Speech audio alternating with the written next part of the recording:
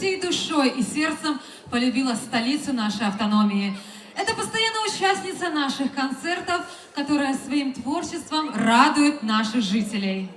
Она приехала к нам из Украины. Итак, встречайте, лауреат многочисленных международных конкурсов, обладатель премии «Буджак Сеслери», гагаузская певица Натали.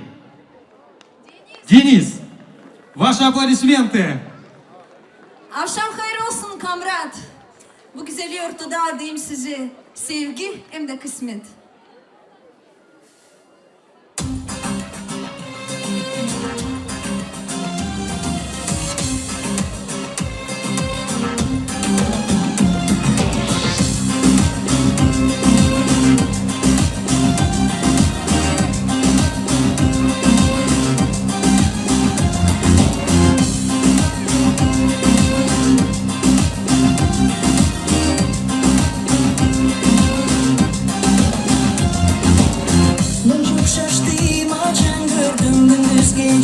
Düşlerini, eylemi uzaktan öptüm seni sever gözlerini. Dolu şakalım bu dünya, türlü bakışlar karışık ama biri bakar bana, sansın güneşle yanaşık. İki güneş bir gün cana, ikisinden biri yeni.